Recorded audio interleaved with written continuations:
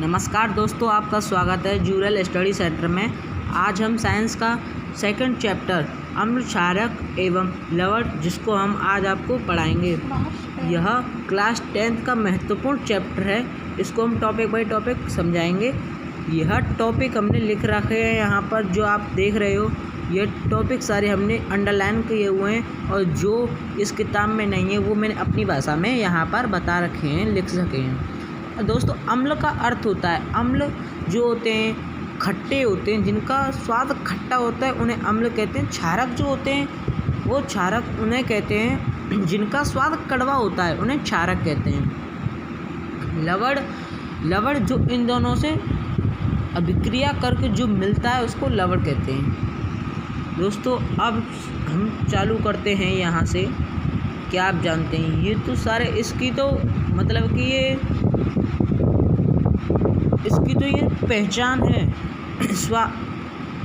पहचान है। यह चालू यहाँ से होता है। अम्लों का स्वाद खट्टा होता है। मैंने आपको पहले बताया था कि अम्ल किसे कहते हैं, तो यहाँ पर भी दे रखा है। अम्लों का स्वाद खट्टा होता है तथा यह नीले लिटमस पत्र को लाल कर देता है। अगर नीले लिटमस पत्र को अम्ल में डुबोएंगे तो वह नीले की जगह लाल हो जाता है, जबकि क्षारक का स्वाद अम्ल में डुबोएंगे। क्षारक का स्वाद कड़वा होता है। और क्षारक का भी मैंने पहले बताया था, क्षारक का स्वाद कड़वा होता है। तो क्षारक का स्वाद कड़वा होता है, यह लाल लिटमस पत्र को नीला कर देता है। क्षारक होता है वो लाल लिटमस पत्र को नीला कर देता है। एक और डेफिनेशन यहाँ पर बनती है, प्राकृतिक सूचक। जो प्रकृति के सूचक हैं, जैसे कि हल्दी, कपड़े पर हल्दी, जो जैसे शादियों में आपने देखा होगा, जो महिलाएं होती हैं वह शर्टों पर हल्दी के अपने हाथ ऐसे थोप देती हैं। बता नहीं सकते कितनी बुरी लगती है, हमने भी काफ़ी खाए हैं। जो हल्दी होती है वो कपड़ों पर लग जाती है। सब्जी के दाग, जैसे कि वो क्षारीय प्रकृति वाला साबुन रगड़ते हैं तो उससे वह लाल लाल हो जाता है, लाल लाल। तो वो क्या है, वो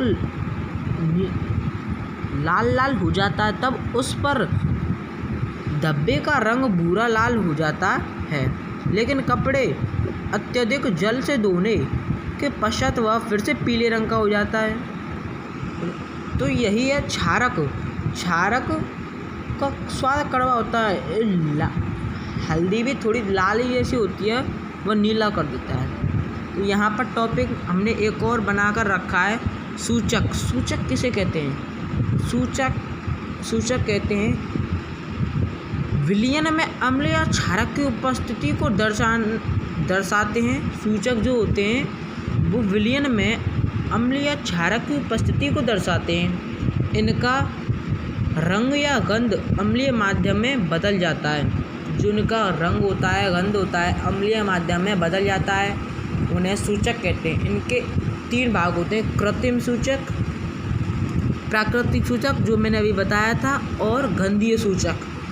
कृत्रिम सूचक उसे कहते हैं वे सूचक जो रसायन द्वारा बनाए जाते हैं। वे सूचक जो रसायन द्वारा बनाए जाते हैं कृत्रिम सूचक कहते हैं। अब यहाँ पर हम नीचे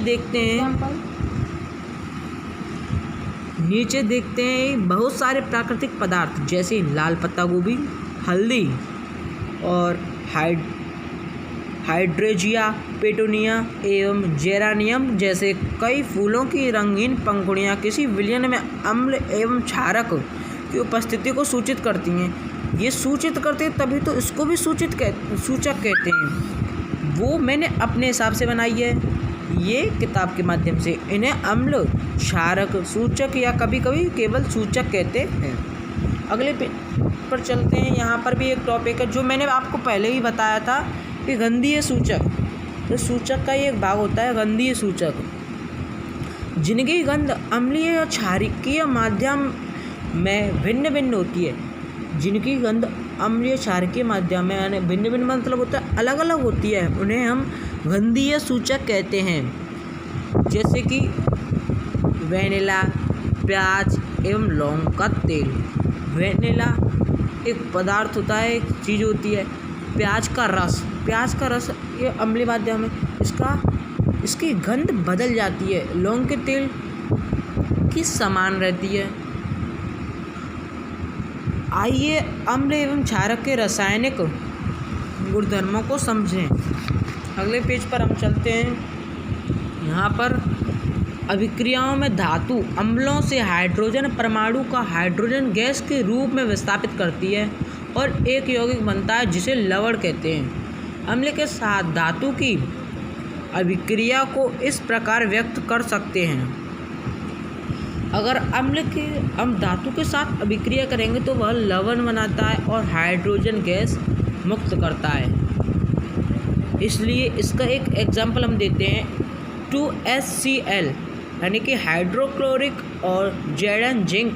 इसकी हम अभिक्रिया करते हैं ZnCl2 zinc chloride plus H2 hydrogen gas मुक्त करता है।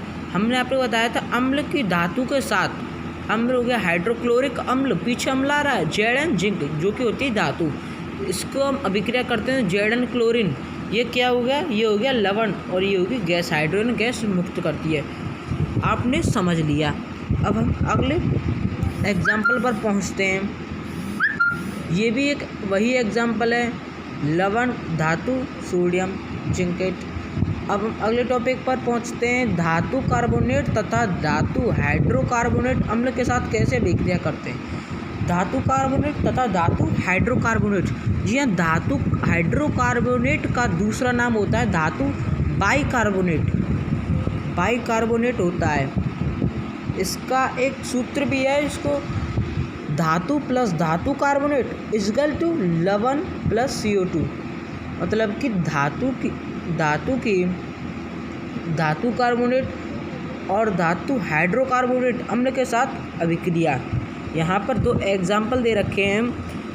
NaCO3 plus 2HCl equal to NaCl plus H2O plus CO2। यहाँ पर ये कार्बन डाइऑक्साइड गैस हो गई, ये भी गैस हो गई, और ये है सोडियम क्लोराइड। ऐसे ही एक और एग्जाम्पल है, आगे चलते हैं। उत्पादित कार्बन डाइऑक्साइड गैस को चूने के पानी से प्रवाहित करने पर पानी दूधिया हो जाता है। जो चूने का पानी होता है उसको हम कार्बन डाइऑक्साइड गैस में प्रवाहित करते हैं तो वह पानी दूधिया हो जाता है। जैसे कि चूने के पानी का एक सूत्र होता है CaOH2, जैसे कि यहाँ पर एग्जांपल में दे रखा है। इसका हम कार्बन डाइऑक्साइड के साथ अभिक्रिया करते हैं तो यह श्वेत अवक्षेप यानी कि CaCO3 प्लस H2O, जिसको हम कैल्शियम कार्बोनेट कहते हैं, उसमें प्रवाहित दूधिया हो जाता है। अत्यधिक मात्रा में कार्बन डाइऑक्साइड प्रवाहित करने पर निम्न अभिक्रिया होती है, जैसे कि CaCO3 plus H2O plus CO2 equal to CaHCO2 जल में विलयनशील। यहाँ पर नीचे देख रखा है, ये इसमें कार्बन डाइऑक्साइड अधिक मात्रा में प्रवाहित किए। आगे चलते हैं। उदासीनीकरण अभिक्रिया। अम्ल एवं क्षारक की अभिक्रिया के परिणाम स्वरूप लवण तथा जल प्राप्त होते हैं तथा इसे उदासीनीकरण अभिक्रिया कहते हैं। सामान्यतः उदासीनीकरण अभिक्रिया को इस प्रकार लिख सकते हैं। जो अम्ल एवं क्षारक की अभिक्रिया के परिणाम स्वरूप अम्ल क्षारक आपस में अभिक्रिया करते हैं तो यह एक दूसरे के प्रभाव को नष्ट कर देते हैं और लवण बनाते हैं और साथ में जल भी मुक्त करते हैं। दोस्तों, यही तो आपका टॉपिक था। अगली वीडियो देखने के लिए हमारे चैनल को सब्सक्राइब कीजिए, लाइक कीजिए, कमेंट कीजिए। दोस्तों, सब्सक्राइब करना मत भूलिएगा और बेल आइकन दबाना ज़रूर दबाइएगा। नमस्कार दोस्तों।